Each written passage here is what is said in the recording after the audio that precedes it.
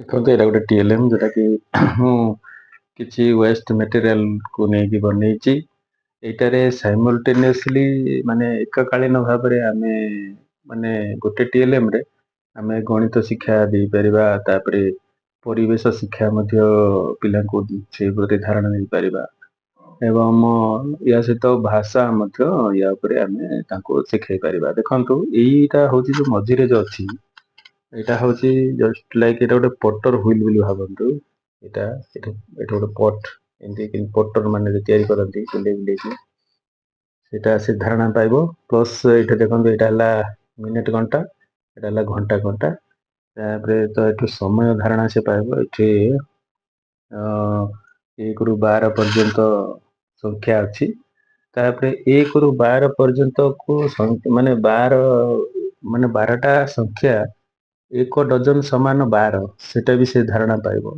ତାପରେ 12କୁ ନେଇକରି ବି ଏଠି ମୁଁ ମାସ 12ଟା ମାସ ଦେଖନ୍ତୁ ଏଠି ହଉଛି ଇଂଲିଶରେ ଜାନୁଆରୀ ଫେବୃଆରୀ ଇତ୍ୟାଦି ମାସ 12ଟି ମାସ ଅଛି। ତାପରେ ଠିକ ସେମିତି ତାକୁ ପୁଣି ଓଡ଼ିଆରେ, କାରଣ ଓଡ଼ିଆ ବି ପିଲାମାନେ ବର୍ତ୍ତମାନ ଭୁଲି ଯାଉଛନ୍ତି, ତ ଏଇଠି ସେମାନେ ଜାଣିବେ ଯେ କୋଉ ଇଂରାଜୀ ମାସ ସମୟରେ କୋଉ ଓଡ଼ିଆ ମାସ ଚାଲିଥାଏ। ତାପରେ ଆମର ଯୋଉ 6ଟି ଋତୁ ଅଛି, 6ଟି ଋତୁ କଣ ନା ପ୍ରତ୍ୟେକ 2 ମାସରେ 2ଟି ଲେଖାଏଁ ଋତୁ ଥାଏ। ତ ତାକୁ ନେଇକି ବି ଏଠି ହେଲା ଦେଖନ୍ତୁ ଗ୍ରୀଷ୍ମକୁ ଇଂଲିଶରେ କଣ କହନ୍ତି ସମର। ତାପରେ ଆଉ ଟିକେ ଆଗକୁ ଆସିଯିବା, ଆମେ ଆସିଲା ମାନେ ଏଠି ହେଲା ଗ୍ରୀଷ୍ମ ପରେ ସମର ପରେ ଆସିଯିବ ରେନି ମାନେ ବର୍ଷା ଦିନ। ବର୍ଷା ଦିନ ପରେ ପରେ ଆଗକୁ ଆସିଯିବ ଶରତ ଋତୁ, ଯୋଉଟା କି ଅଟମ ସିଜନ। ତାପରେ ପୁଣି ଆଗକୁ ଆସିଯିବ ହେମନ୍ତ, ଯୋଉଟା କି ଡିଉ ବା ତାକୁ ପ୍ରି ୱିଣ୍ଟର ବୋଲି କହନ୍ତି। ତାପରେ ଶୀତ, ଯୋଉଟା କି ୱିଣ୍ଟର। ଶୀତଟା କଣ ହଉଛି ସାଧାରଣତଃ ଡିସେମ୍ବର ଜାନୁଆରୀ ସେ ଭିତରେ ଥାଏ, ଥଣ୍ଡା ଥାଏ। ତ ମାସ କେମିତି ପିଲା ବି ମାସ ସହିତ ଋତୁକୁ କେମିତି ସେ ମାନେ ଇଏ କରିବ, ମିଶେଇକି ଜାଣିବ। ଏଟା ହଉଛି ବସନ୍ତ ଋତୁ, ଯୋଉଟା କି ଫେବୃଆରୀ ମାର୍ଚ୍ଚ ଭିତରେ ଥାଏ। ସେ ସମୟରେ ସୁନ୍ଦର ସୁନ୍ଦର ଫୁଲ ଫୁଟେ, ଗଛରେ ପତ୍ର କଅଁଳେ। ତ ଫେବୃଆରୀ ମାର୍ଚ୍ଚ ଭିତରେ ସେଇ ମାସଟି ଋତୁଟି ଆସେ ବୋଲି ସେ ଜାଣିବ। ପୁଣି ଏଇପଟେ ଯଦି ଆମେ ଦେଖିବା ତ ଏପଟେ ଓଡ଼ିଆରେ ଲେଖା ହେଇଛି, ତ ଓଡ଼ିଆରେ ମାସ ଗୁଡିକ ବି ଲେଖା ହେଇଛି। ଗୋଟେ ସାଇଡରେ ଓଡ଼ିଆ ଅଛି, ଦେଖନ୍ତୁ ଶରତ ଋତୁ ହଉଛି ଭାଦ୍ରବ ଆଶ୍ୱିନ, ଏପଟେ ରହିଲା ଶ୍ରାବଣ ଆଷାଢ଼ ଶ୍ରାବଣ ହଉଛି ବର୍ଷା। ତାପରେ ଏପଟେ ଯଦି ଆସିଗଲା ଗ୍ରୀଷ୍ମ ବୈଶାଖ ଜ୍ୟେଷ୍ଠ, ସେ ହେଲା ଗ୍ରୀଷ୍ମ।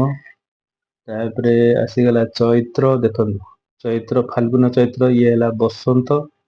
ତାପରେ ମାଘ ପୌଷ ମାଘ, ସେଠି ମାଘ ଶୀତ ଆସିଗଲା। ତାପରେ ପୁଣି ହେମନ୍ତ ଋତୁ ଆସି ଯାଉଛି କାର୍ତ୍ତିକ ମାର୍ଗଶିର ସମୟରେ।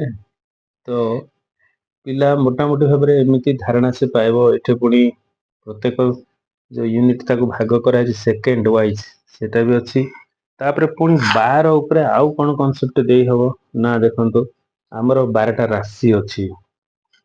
12ଟା ରାଶି, ସେ ତ 12ଟା ରାଶିକୁ 12ଟା ଘରେ ମୁଁ ଏମିତି ଇଏ କରିଦେଇଛି, ଯେମିତି ପିଲା 12ଟା ରାଶିର ଧାରଣା ବି ପାଇବ। ଗୋଟେ 1 TLM ମିନି କନସେପ୍ଟ। ସାଇନ୍ସର ବି ଆସିଲା, ବିଜ୍ଞାନର ବି ପାଠ ଆସିଲା ଏଠି।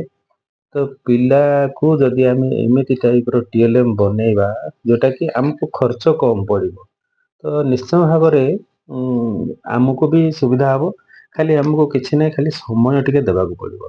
କାହିଁକି ନା ଗୋଟେ ଜିନିଷ ଆମେ ଯଦି ୱେଷ୍ଟ ମେଟେରିଆଲକୁ ଆମେ ୟୁଜ କରୁଛେ, ତ ତା ପାଇଁ ଟିକେ ଆମକୁ ଚିନ୍ତା କରିବାକୁ ପଡ଼ିବ। ଦେଖନ୍ତୁ ଏପଟେ ହେଲା 12 ଘଣ୍ଟା, ଏଠି ଘଣ୍ଟାରେ ଟୋଟାଲ 12 ଅଛି ନା, ତ ଇଏ 12 ଘଣ୍ଟା ହଉଛି ଗୋଟେ ଦିନର ଅଧା। ତ ଏଇ ଧାରଣା ବି ପିଲା ପାଇପାରିବ। ତ 1 TLM ମିନି କନସେପ୍ଟ ଉପରେ ଏଇଟା ମୁଁ ବେଶ କରି କରିଛି। ତ ଯଦି ଆପଣଙ୍କୁ ଭଲ ଲାଗିଲା, ୟା ପରେ ଆପଣ କମେଣ୍ଟ କରିପାରନ୍ତି, କିମ୍ବା ଆପଣ ବି ୟାକୁ ଦେଖିକି ଆଉ ସୁନ୍ଦର ସୁନ୍ଦର TLM କରିକି ବି ପଢ଼େଇ ପାରନ୍ତି।